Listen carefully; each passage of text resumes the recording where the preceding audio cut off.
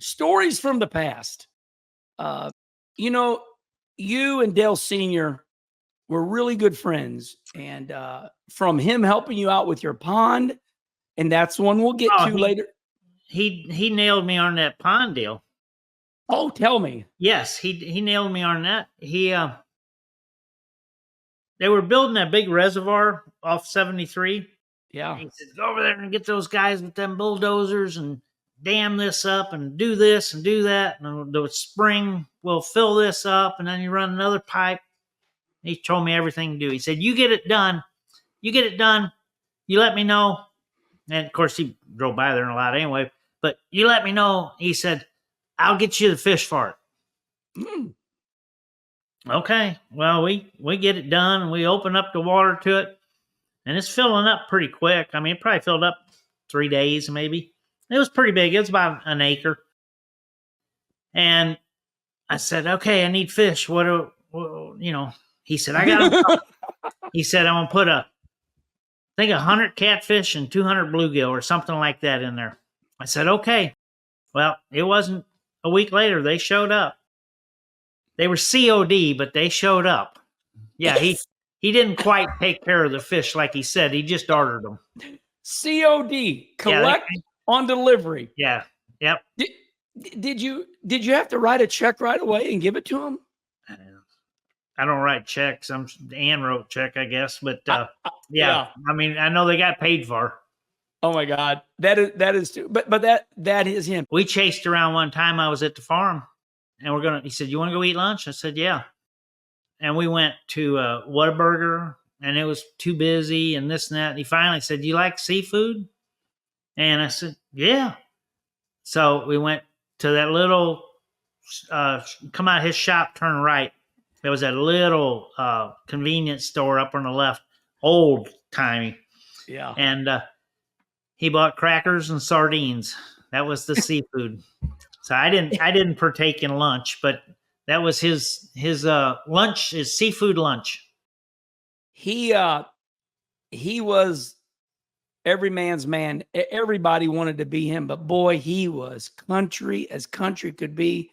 Literally wear those cowboy boots and Leonard Skinner. I don't think I ever watched Dale Sr. be wealthy. I mean, he was always just country as could be. One other story that I remember was, like you said, you plan on going somewhere with Dale Sr. and it turns out different. You guys headed up northeast somewhere, come back with cars, vehicle. Tell me that one. Yeah, just one.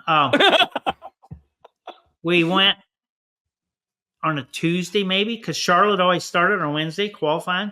Yeah. And, he drove a good wrench car, and my Bush car was the AC Delco car. So, we wound up, some of our appearances overlapped. So we flew up to Detroit to do something. And we're leaving, and there's one of those old Ampha cars out in front of this place for sale. Where you drive them on the street and they go right into the water? Oh yeah. It's scary as hell, but it goes right into the water. So I said, I always wanted one of those things. And he said, there's a guy in Kannapolis had one I tried to buy. He never would sell it to me. I said, I wonder what they want for it. He said, I don't know. I said, we could pay too much for it if we went in together. So we turned around. We turned around and bought it. 10-5. Dale whipped out $500 cash and gave the guy. I called the shop, sent a rollback and a $10,000 cashier's check up, and got it. It showed up Friday at Charlotte. They brought it in the track. We had Helton and stuff. We drove it around in the infield. I'd take it over to your place. Do not put it in the water until I'm there. Yeah. And so, okay. So we went over, and 3 beers later, we drove that thing right in the pond. you got to have a boat ramp. I never really didn't think that through. You could get in, but you got to have a boat ramp to get out. But luckily, I had my daddy's tow truck, so we hooked onto it and got. There's even more to that story. It was pretty ugly. Oh my God, that's good. Yeah, but we got it out. But he drove by when we were winching it out. Oh, I got yelled at the next day. So, but then Bill Sr. was getting one. And we're going to have in February, we're going to start finish line Daytona, drive all the way around, go in Lake Lloyd, going to put a boat ramper in both ends, go in Lake Lloyd, go the distance to Lake Lloyd, come out the other end, back around. So I get called in NASCAR trailer. I shouldn't be in trouble yet. And go in there, and his Senior and Dale says, how's our Amphicar? Is it ready to go? And I said, you're $5,000 away from it being our Amphicar. Okay. He had not paid you yet? No, he had not paid me yet. But anyway, oh my God. We never had the race, but it was fun. He got mad about that too. I'm sure I got crashed again for that. So, there's always been these funny stories. Well, you could say they were funny. You took Dale Jr. on your dirt racing trip. Now listen, they can edit this one out too, but he walked on your plane with a Playboy and came off with a Bible. Walked on. Go ahead. Straighten me out. You got that asphalt concrete Martinsville thing again. Tell me. He got on the plane. I had nothing to do with this. No. He got on the plane with the Bible and left with the Hustler. I don't know. Yeah. I don't know where he got that. But Dale Jr., is that true? As I would say, respond right here, Junior. I love it. Well, that was on the Dale Jr. download. On the Senior stories, which, we were all buddies with Senior, but he never let me. He borrowed my race car a couple times. Yeah. I don't think he did.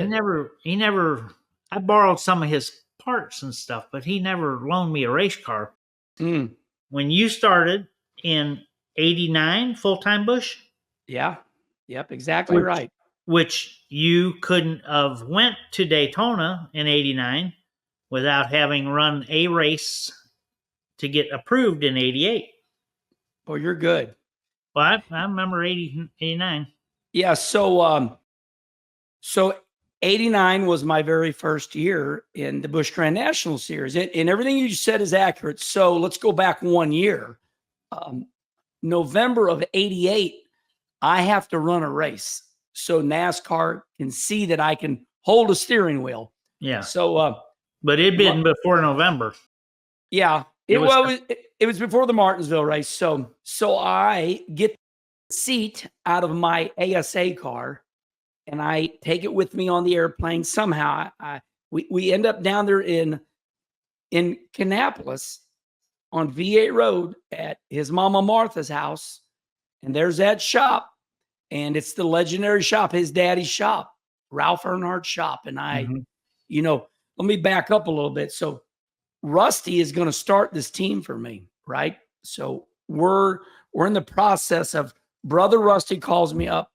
He says, Herman, I want to pay you back for all the years you helping me. Do you want to race the Busch Grand National Series? I'm like, duh. Yeah. Wow. So brother Rusty gets a hold of Senior and says, we need to put Herman in one of your cars. And, and those two collaborate. So Senior's all excited about it. So Tony Uri Senior, Junior's not in at this point. Tony Uri Jr.'s not in there. So we go to Martinsville and we test and everything goes good. And we end up, here I am in the number 8 GM Goodwrench Chevrolet at Martinsville. We're qualifying. I make the race. I run the race. Finish on the lead lap, I believe. Finish 16th. Anyway, NASCAR's happy with me. But here's the moral of the story. I had Rusty Wallace and Dale Sr. as my spotters Spiders, plural. Yeah, I don't envy you there. No, I got Rusty in my ear. That Senior's car. Take it easy now. Don't mess it up. And I got Senior over here saying, "Go on, Herman, get with it. Get with her. Get him out of the way. Shove him out of the way." I'm like, "What do you two want me to do?" Rusty's saying, "Take it easy." Senior saying, "Shove him out of the way." So there is a picture out there to this day where I really didn't try, but I remember Mike Alexander.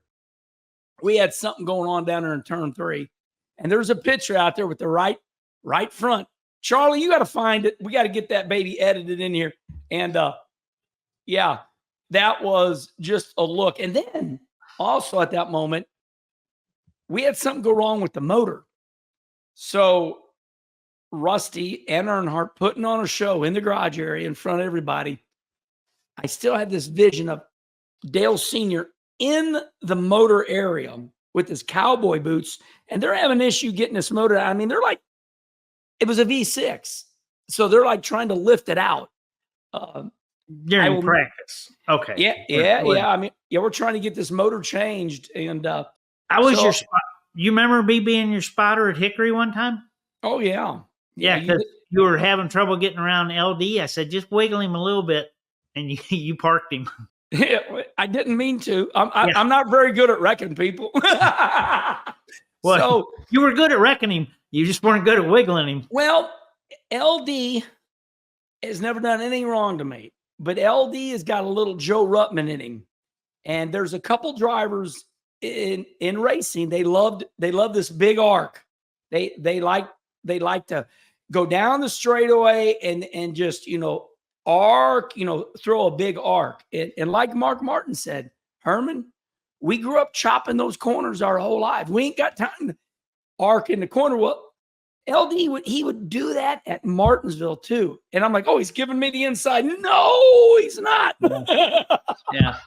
So, yep, you that's said that's what always happened to the really good road racers when they'd come run Cup.